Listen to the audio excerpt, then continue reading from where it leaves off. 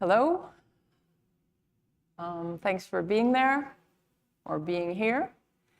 My name is Judy Radul, and I want to give a territorial acknowledgement before I start to acknowledge that I'm here at Plug-in, and Plug-in in Winnipeg is located in First Nations Treaty 1 territory, the ancestral territory of the Anishinaabe, Cree, Dakota, Dene, and Ojibwe Cree, and the traditional homelands of the Métis Nation. I want to also gratefully acknowledge that on the West Coast, I live and work on unceded Tsleil-Waututh, Squamish, and Musqueam lands. Also say thank you very, very much to the Plug-in Institute for Contemporary Art for this opportunity to present this work and to think about it and experiment with it and to give this talk to you all. And thanks to Scott Fitzpatrick, who is over here running the show today. This talk is titled Winnipeg Talk. When you're going to give a talk, or perhaps actually at the point of giving the talk and talking the talk, especially if it's you yourself who has invited you to give the talk, then you might wonder what to talk about. We could call it Winnipeg Talk or dimly understood but passionately felt. This is the first talk in this apparatus, so I'll be primarily addressing what we might call this situation. The naming of such a situation would be related to the identification and the very perception of such a situation as a something, as a kind of identifiable situation, collection of stuff and technology and human, whatever. Does this require an education of sensibility and aesthetic to recognize or even perceive this setup? Perhaps. This is in process, and the questions of what elements could be included or not in this situation are at play.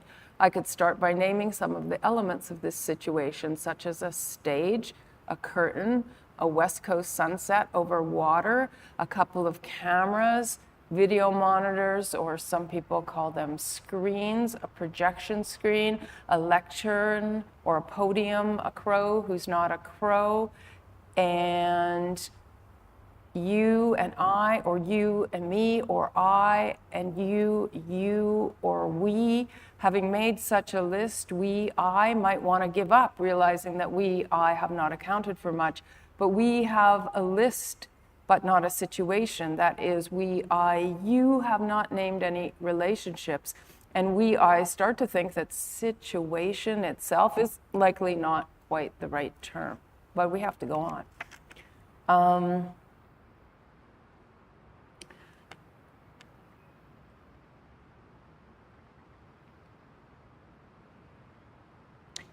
Here, I'm going to give up. I was quite quick to give up, I know, but here I'm giving up on further describing the specific relations between all these elements, but I'll go on to talk about a few of the elements, but I'm probably talking more about a non-specific relation between the elements. But before we wave bye-bye at the relations between things and say bye-bye, bye-bye, I want to say I just freaking love relations. I absolutely love them. And in fact, ours is described as an age of entanglement, and surely entanglement has a lot to do with relations. A couple of quotes are going to have to suffice in regard to this growing articulation of the entangled and inextricable throughout domains of knowledge and experience, including art, science, feminist philosophy of science, the political, humans, cosmos, history, futurology, body, matter, sense perception, the something, the computable, the incomputable, and perhaps, but perhaps not, the incalculable. The incalculable is articulated by contemporary philosopher Yugoslavia. To recognize these forms of entanglement as a logic that can function beyond the binary is needed. For instance, the non-dualistic logic that contemporary philosopher Yu Kui is articulating related to Chinese thought as a, quote, non-linear logic which we call he means we, him, call an oppositional continuity or an oppositional unity, which has to be distinguished from the tragist logic. The tragist logic being one of tragic, fateful, dualistic oppositions, encounters with which form the basis of Western thought. So we can keep in our mind these terms, oppositional continuity and oppositional unity. Continuing on about non-opposition, in Ilya Prigozhin and Isabel Stenger's book from 1984, Order Out of Chaos, something similar is articulated. In attempting to think a new science beyond the mechanism of Newton and to consider systems in which, through dissipation, new forms of organization arise from entropy, requires overcoming either-or thinking.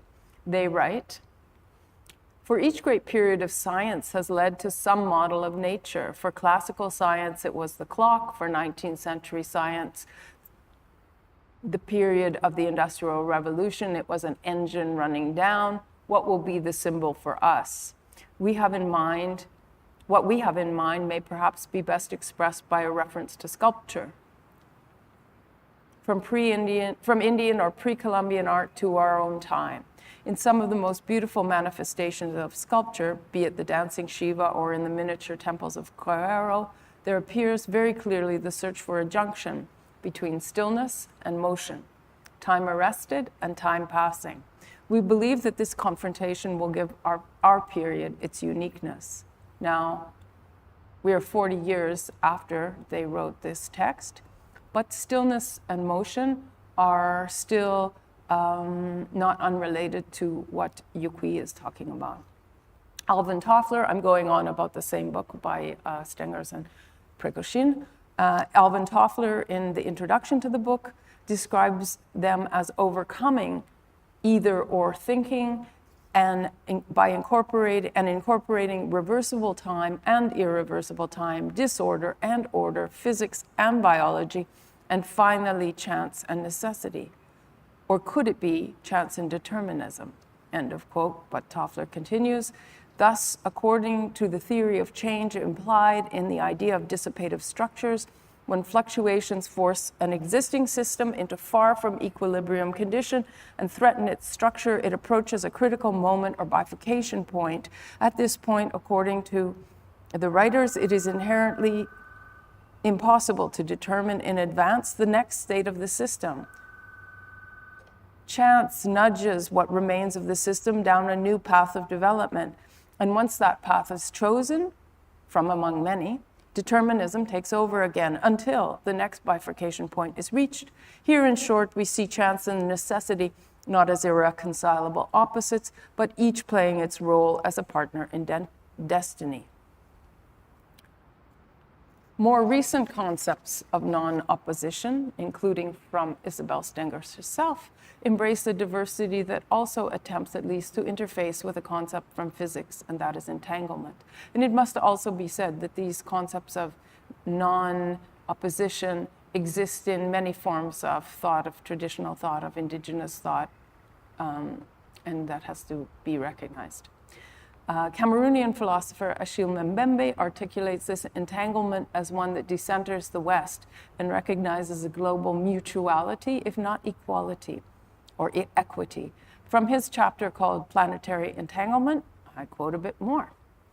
The paradoxes of mobility and closure, of entanglement and separation, of continuities and discontinuities between the inside and the outside, the local and the global, or of temporariness and permanence, pose new challenges to critical thought and intellectual inquiry. I'll just point out the words mobility and closure, inside and outside, because that's going to come up again. I'll also say that there's lots of lists in this talk, and I think this is this is some kind of evidence or effect of this entanglement where we're trying to, all we can do is list all these things together. So are they yet entangled? I don't know.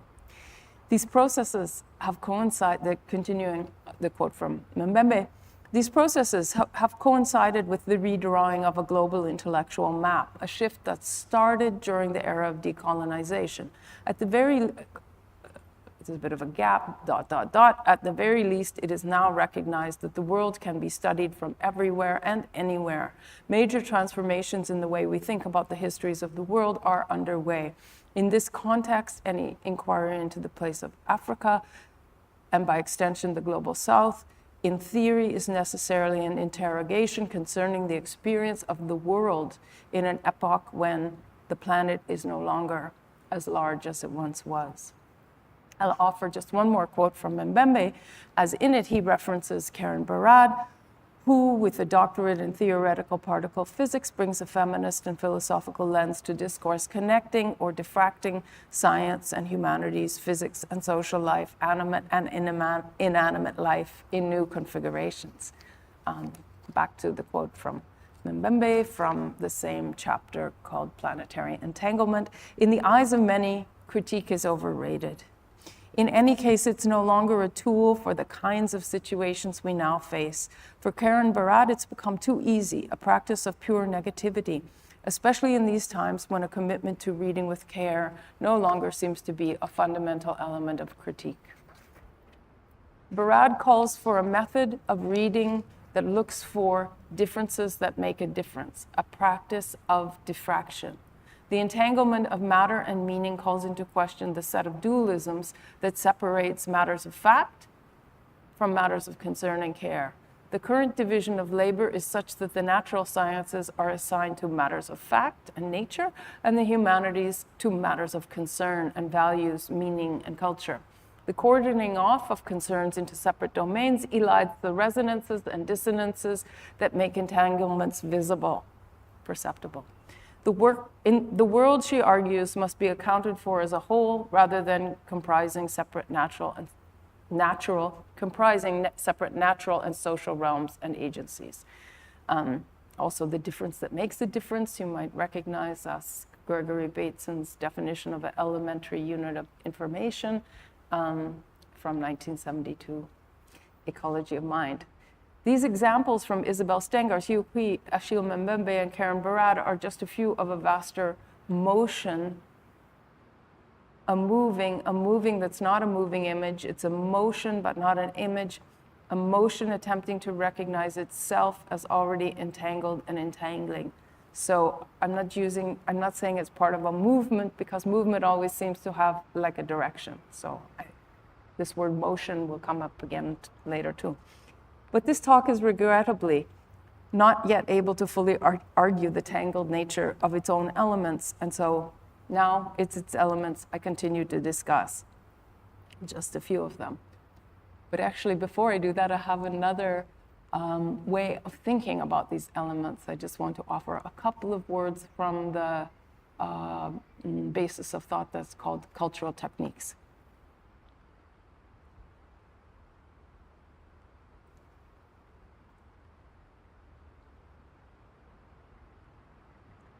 Making artwork feels like creating a system of decisions, objects, elements, technologies, people, et cetera, lists, obviously lists.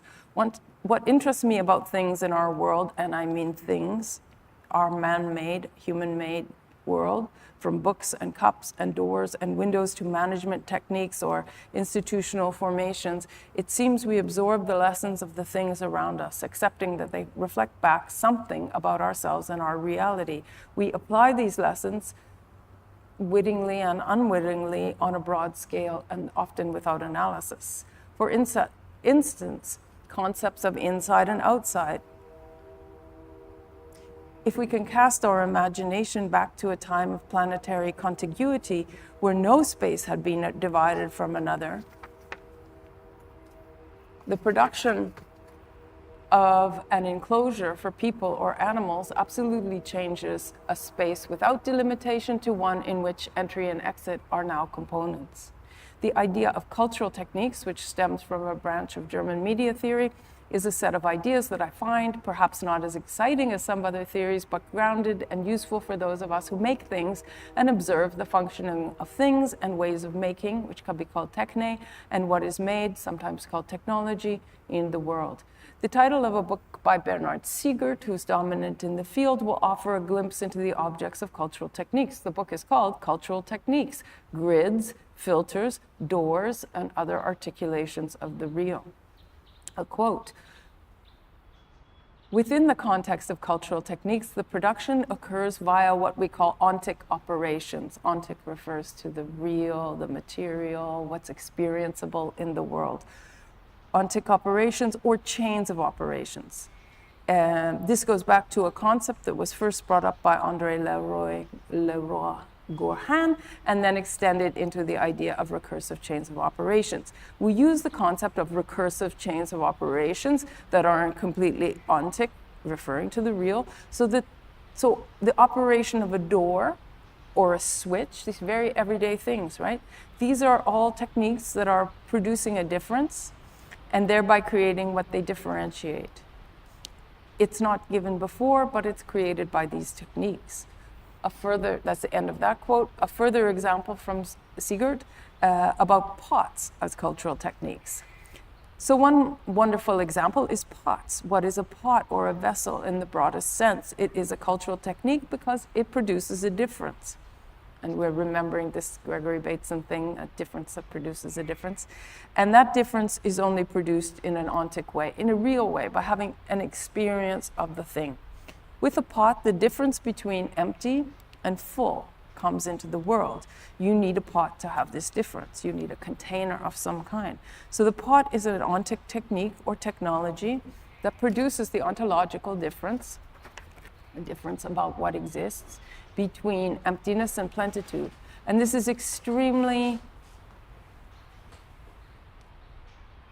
I cut something out there. Anyways, and this is extremely interesting maybe. How do pots produce a reality in which all kinds of differences related to empty and full are produced?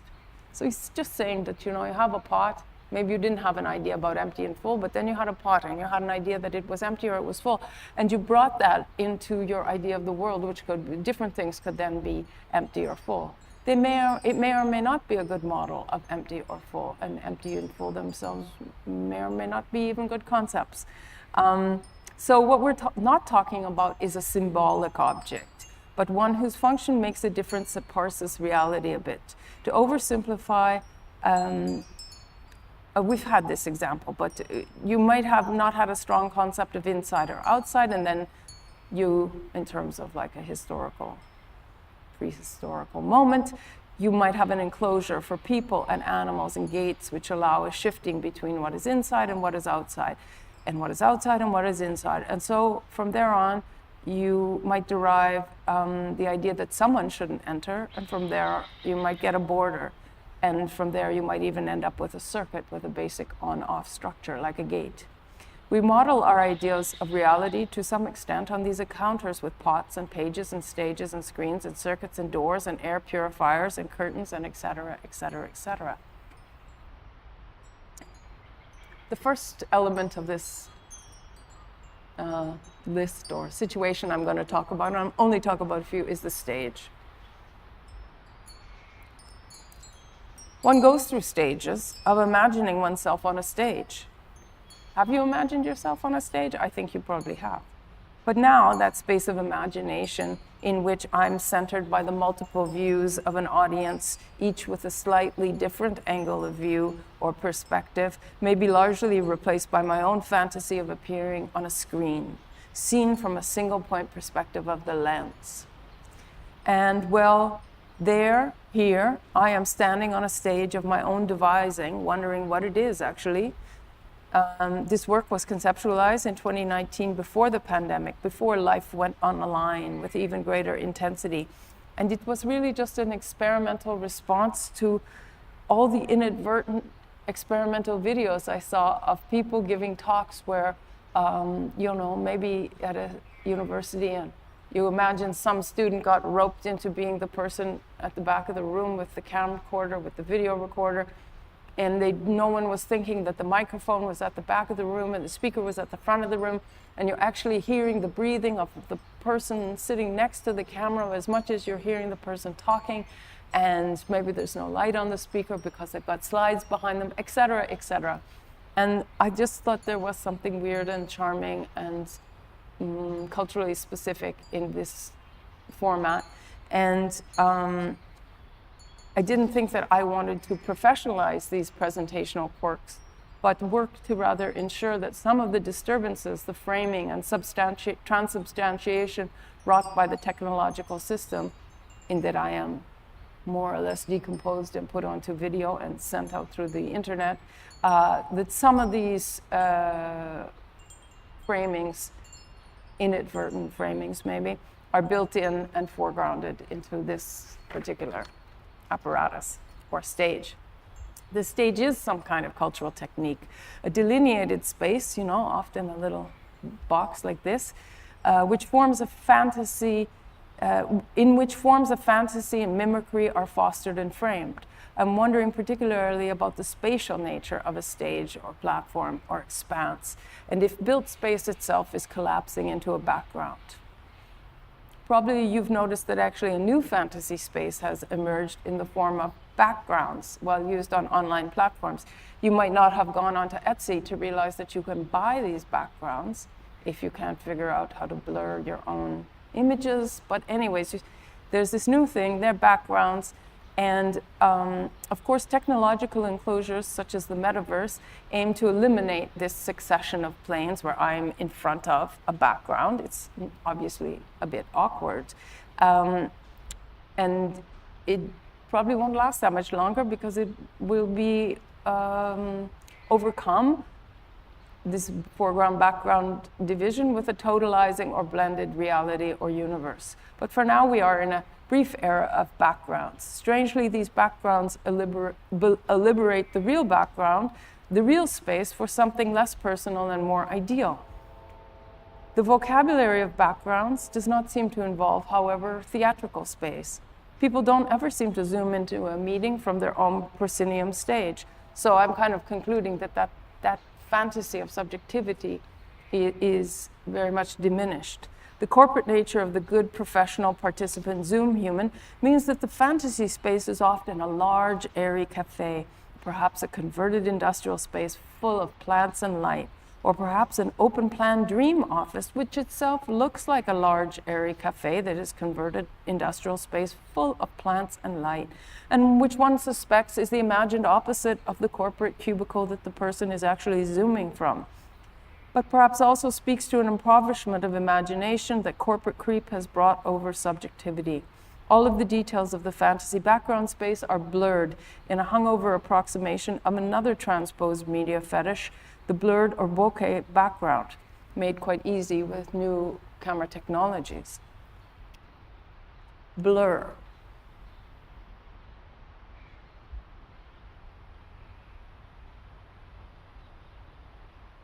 The Adobe site states, bokeh is a word of Japanese origins, defined as the way the lens renders out-of-focus points of light. The word comes from the Japanese bokeh,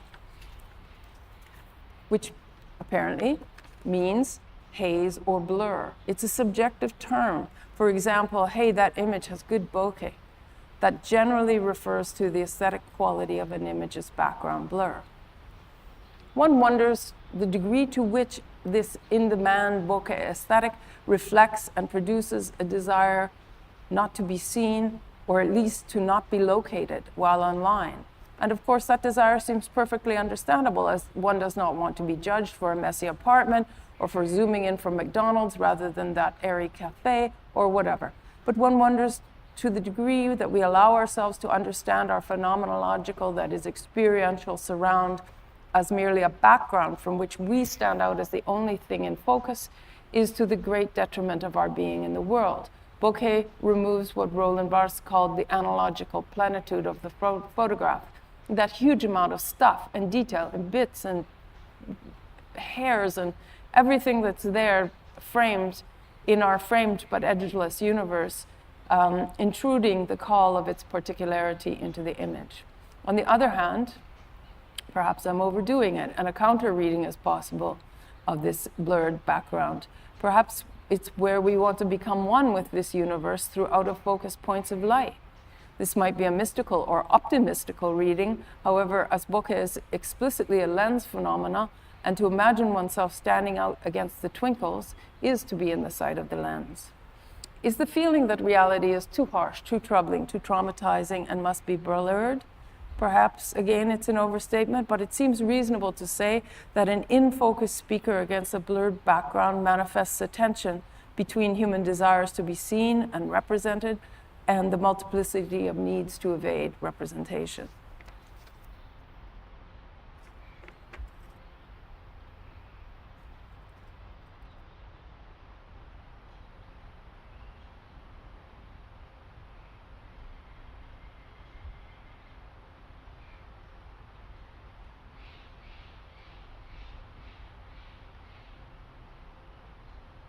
In continuing to think a bit about the stage and what goes on stage, in 2008, I wrote a text called I Come to Bury Caesar, the image of theater in the imagination of visual art.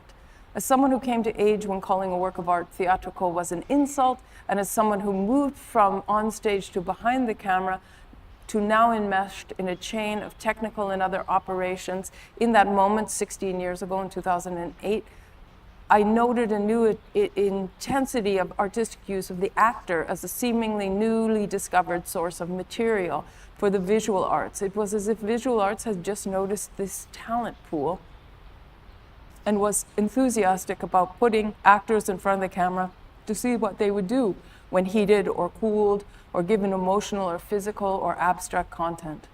Objectively, I suppose this had to do with artists like Catherine Sullivan, who came out of dance, or Mike Kelly, who lived in Hollywood. Many artists lived in Hollywood.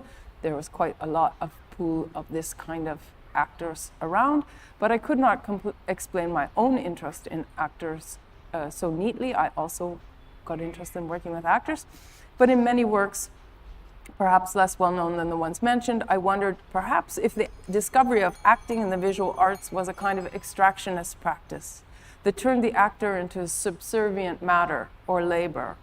The text, this one I wrote back then, was examining the theatrical nature, i.e. not a realistic examination of theater in the imagination of visual arts.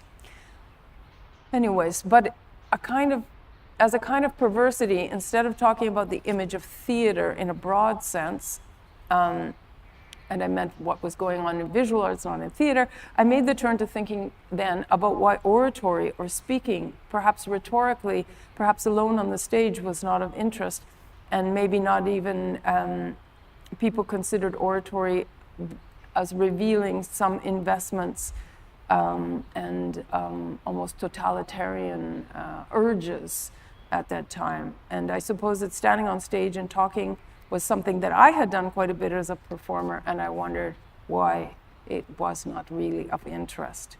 I just want to see if I included something here.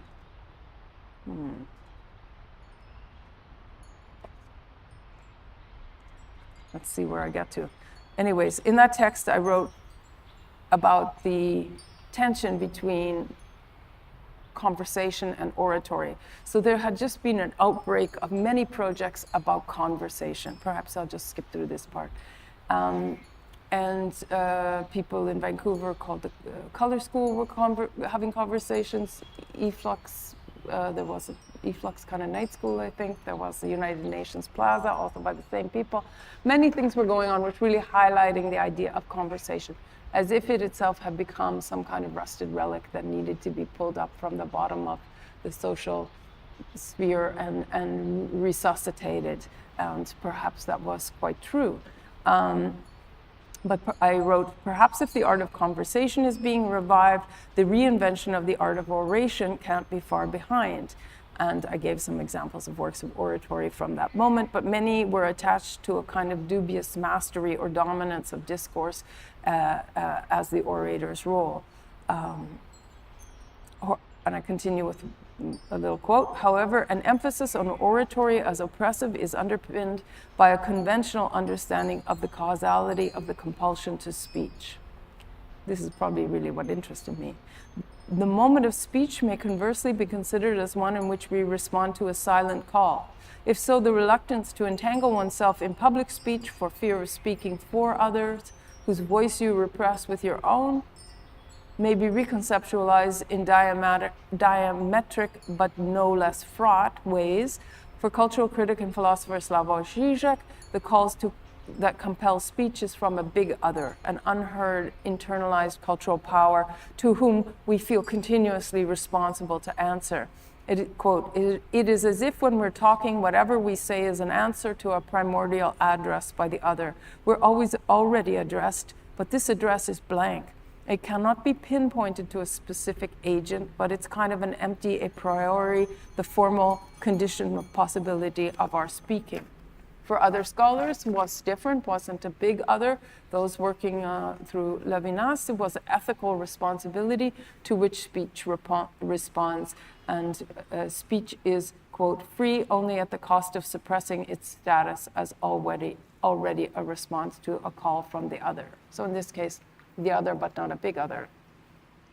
Whether compelled by a big other or an ethical other, there's a potential to reorient the image of the public speaker, not as the causal agent, the one whose rigidly outstretched arm materializes as a vocal erection, but as one who rides within a slipstream of speech. Do we still have my slide up? Because I put it up a bit early, but this image of oratory with the little guy with his arm up in the air is actually from a website, a very contemporary website where they help train people to do TED Talks. And it's funny because it's very similar to what I had described in this text as, yes, I just described it in the text. I said, a public address is performed on the mind's dark immaterial stage. Someone, is it me? Is it Bart Simpson? I think we'd seen a lot of Bart Simpson in a toga doing silly things, so I was thinking of that. Stands on a curtain frame proscenium, addressing an audience. The scene is a pastiche of antiquity and Elizabethan drama. In this case, Shakespeare's Julius Caesar.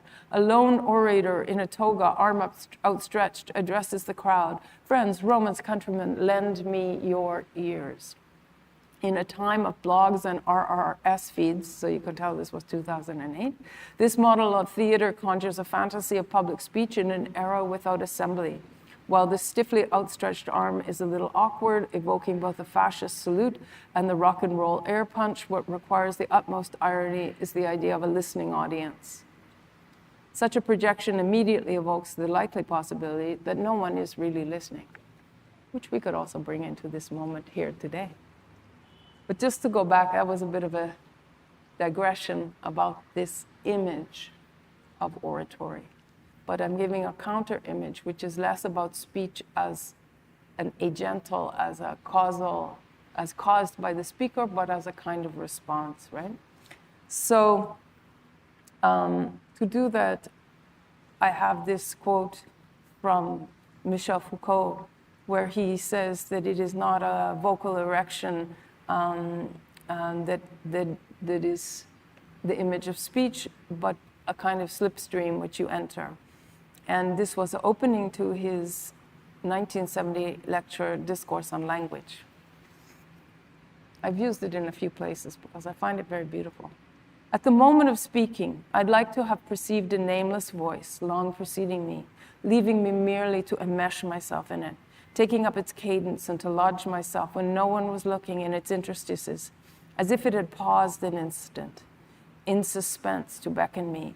There would have been no beginnings. Instead, speech would proceed from me while I stood in its path, a slender gap, the point of its possible disappearance.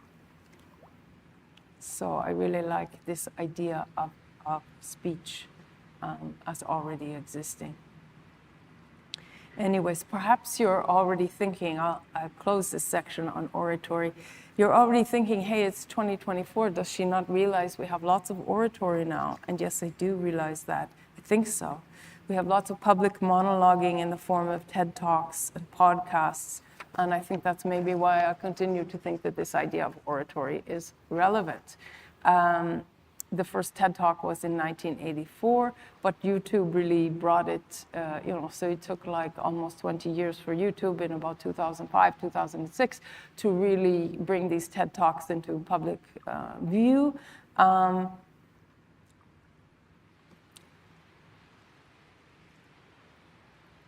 But I don't want to go on about TED Talks. I just wanted to sort of bring that in as an image.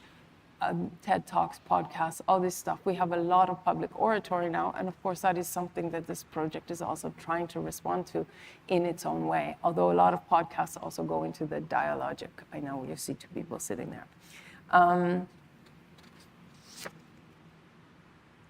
Okay, moving on. A few other things we're going to talk about.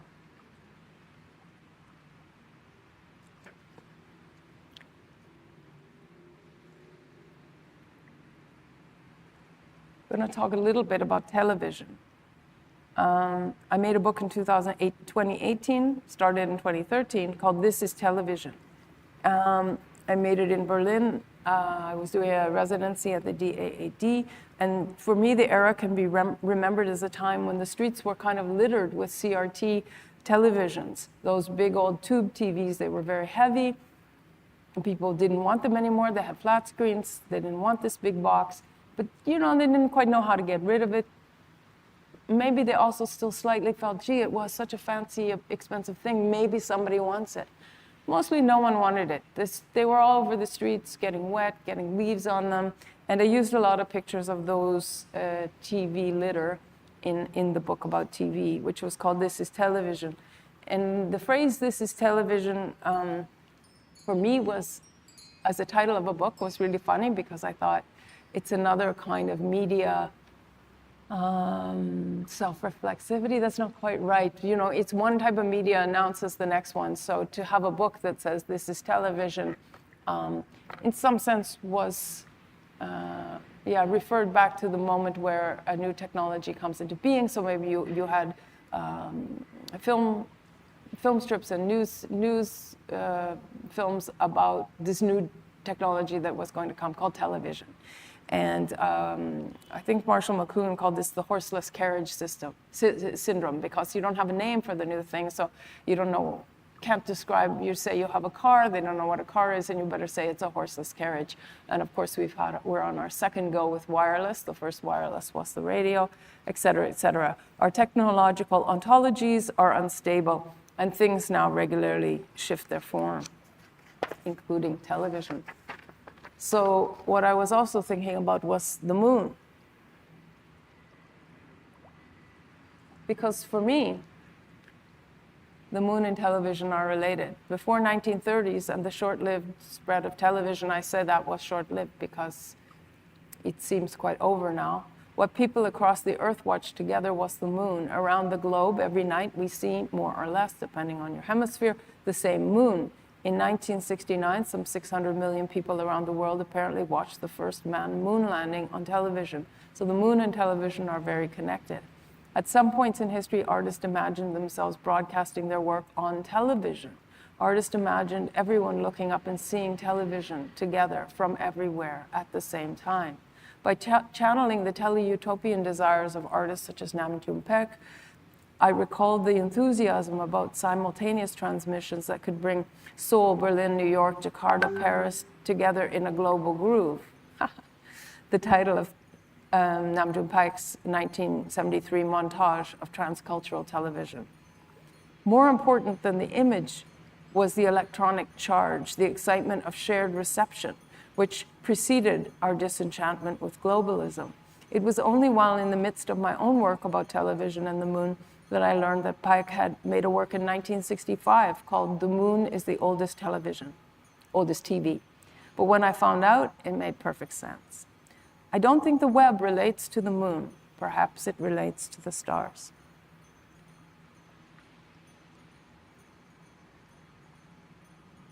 One more element, curtains. But I don't start with curtains. I say doors. Doors are powerful connector dividers that indicate an invitation to cross the threshold or not. Likewise, theater, cinema curtains perform an opening and a closing of the stage space. When the show begins, the curtain goes up, and when the show's over, the curtain comes down. Curtains over cinema screens remind us of the transition from theater to cinema. Cinema curtains hide the disconcerting blankness of the screen, opening to reveal the promiscuous screen space, a space that will receive any projection as usually already full. when they get the curtains open, don't they? I think the image is usually there. Apparently, this curtain thing doesn't happen everywhere, but there's definitely still a few cinemas in Vancouver, in Berlin, that I've been to where the curtain opens when the film starts.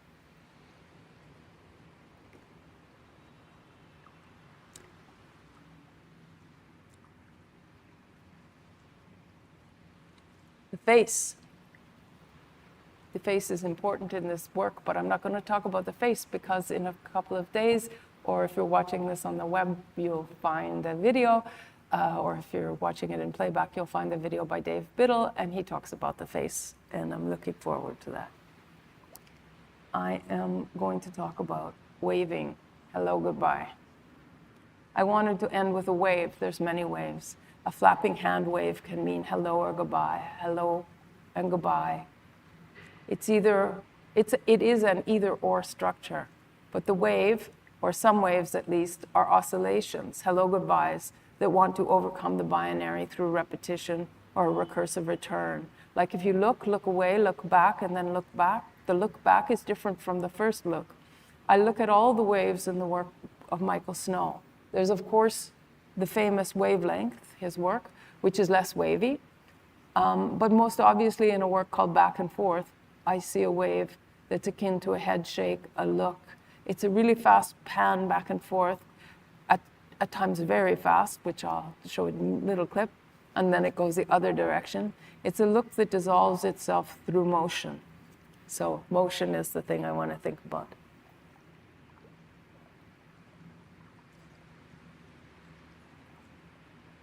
And hopefully it will play.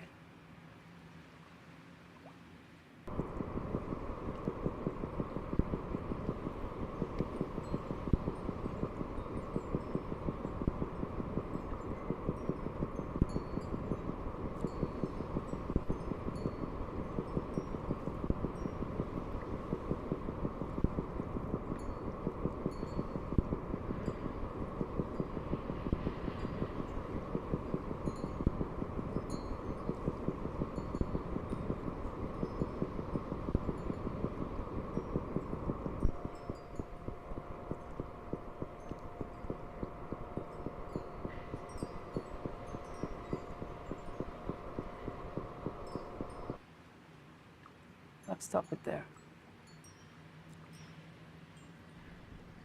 It's a relentless, mechanical seeming. Still playing. I gotta stop it. Stop now. It's a relentless, mechanical seeming, although actually hand done, I think, look that dissolves itself through motion. Thermodynamics studies the movement of energy and how energy creates movement. I'm really trying to learn about thermodynamics. I am not there yet, but somehow it seems very important. There's not much writing about the motion in motion pictures, especially in relation to thermodynamics. Perhaps a quote from the chapter Cinema, Motion, Energy, and Entropy by theorist of media archaeology Thomas Elsasser, which is one of the only writings I've found that is trying to connect media motions, including video, or by extension video, because he's probably coming more from cinema, to thermodynamics. He writes, if these intuitions of the pioneers of cinema were correct, then cinema, in its widest sense, i.e. including its digital forms, ought to be seen not as an image system only, but as a life system. Once we accept the idea that cells, organisms, groups, corporations, nations, networks, and other assemblage ensembles all process matter, energy, and information, an idea proposed, for instance, in James G. Miller's Living Systems Theory, 1978, and not unfamiliar to Nicholas Luhmann, 1990, or Umberto Maturana, 1974. However, the reverse is also true and explains one of the darker sides of the invention of the devil, which I guess is cinema, as it was once called.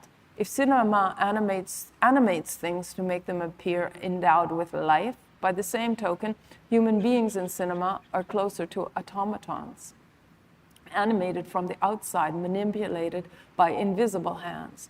Humans become ghosts or ventriloquists of themselves, as Jacques Derrida once described himself when interviewed in a film called Ghost Dance. So video is so back to me.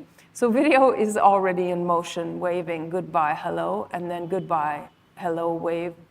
And the goodbye, hello, wave is appropriate, as I'll end with trying to greet the next set of questions. The incoming questions have to do with motion and change, and therefore the relationship to thermodynamics. But why? It has to do with embracing the non-dualistic, this oppositional continuity in Yuqui's words. Bernard Stiegler, media philosopher, philosopher of technology, and others talk about negentropy and the neg-anthropocene, which would be, kind of the opposite of entropy, the formation of something. Alvin Toffler says in the opening to the 1985 book that I was quoting from Prigozhin and Stengers, that they also undermine conventional views of thermodynamics, but by showing that under non-equilibrium conditions, at least, entropy may produce, rather than degrade, order. It may produce order, organization, and therefore life. If this is so, then entropy too loses its either-or character. While certain systems run down, other systems simultaneously evolve and grow more coherent. One might wonder still, if this list of elements, all these lists I've given, have at all begun to move toward a sense of relationship between the elements.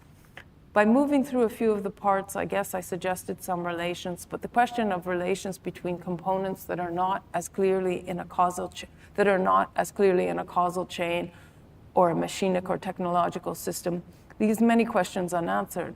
Also, almost everything in this system has been left out of the list. So therefore, how to delimit the system? Is the carpet part of it? The carpet helps to muffle the sound, but it doesn't produce anything unless muffling is a kind of production. Language must be part of it. What is it I want to get at? Some kind of non-synthesis, but co-presence of elements in a non-linear system that is the technological installation. At least I want to keep the question open in regard to our relations. In wrapping up, in tying up, in fading out, in dissolving and bringing down the curtain, I want to name a few possible types of concepts which hold together the disparate elements that we find here. We've mentioned some of them, but Theodore Adorno spoke of constellations. Giorgio Agamben wrote about the apparatus. Gilles Deleuze had the idea about the assemblage. Theorists of cultural techniques, which we talk about chains of operations. We're really trying to tie all this stuff together, right? You might notice, that is, if you are there and you are a you, a collective you, a singular you, a dispersed you, or maybe not you at all, it might still work. But in terms of our language, social and conceptual structures, you are a you. Most obviously because you're not me. Does that seem harsh? Yeah, it's harsh and possibly incorrect. But anyway, you might notice this situation is made up of quite a few elements, and it's not at all elementary. And I'm very happy that tomorrow, in fact, Cécile Malespina will be part of this lecture series, as she's the translator of Gilbert Simondon, the philosopher of technology, who felt that technical knowledge should be part of a broader cultural knowledge and understanding of the genesis of the technical object and systems broadly defined was and is important to our understanding of our world. I look forward to discussion with her around these questions over the next few days. In fact, I was messaging with Cécile a couple of days ago, and she offered me some thoughts, which I hope will be my concluding thoughts, because they seem to be very much on point. I was asking if Simondon's idea of the ensemble related to my attempts to name my system assemblage apparatus situation. You probably can't read this slide, but it's okay, guess what? I'm going to read it. As finding the starting term between a stage and a human stage and a language stage and a lot of technology and what so far I've only managed to call a situation, we could add, or maybe should add, a word for the whole catastrophe, and I've already mentioned apparatus, assemblage, system, chain of operations. But just this morning, as I say, that was now, not this morning, that was a couple of days ago, Cécile offered these notes, and she wrote, about ensemble, I just found a really neat short definition on Stephen Shaviro's blog. As an ensemble, this is the quote, as an ensemble, technology involves more than particular tools or machines. It also involves the relations among these tools and machines and the relations between them and the human beings who use them, as well as between them and their environments, the materials with which they interact. Is this situation a technical ensemble? Maybe it is. That was my question. Is this situation a technical ensemble? Amassing fragments glued together with decisions, relatively uncomfortable or unstable. Decision glue has high viscosity. Do you remember viscosity? By liquidity, when liquidity was wet. We all wonder what happened, and join me there, here. The digitals dried up the liquidity that was, and so who will spill, who will wash, and what is it called, actually, when fluids mix or there is a zone of absorption, a material difference, not oil-water dialectics, but mouthwash, eh? It's obviously artificial to pick out certain organs of the constellation and not others. What happened to the protein powder? There's protein powder here. I know you're thinking about that. You forgot the podium. You're thinking, Judy, you forgot the podium. And when you leave the stage, you don't even go behind the curtain, but if you did go behind the curtain, you wouldn't really end or disappear. Ding dong, ding dong, ding dong, caw, caw, caw. I am ding dong. I'm a bit stuck, sticky, wired to my branch. I can't figure out the politics of clicks, and maybe better just to say ding dong, ding dong, ding dong, caw, caw, caw. No, it's not your clicks, it's mine. Nothing intended, stuck, but not sticky, just not juicy. The system is sticky, but I can't. And sometimes I notice you really can't either. I mean, not to judge. Cannot neither stay within the scale of analysis that is historical, planetary, earthly, cosmological, but not universal. Yes, we had to, unfortunately, due to rampant misuse, just put the universal on pause, like, oh, global, ding dong, ding dong, counting cosmos.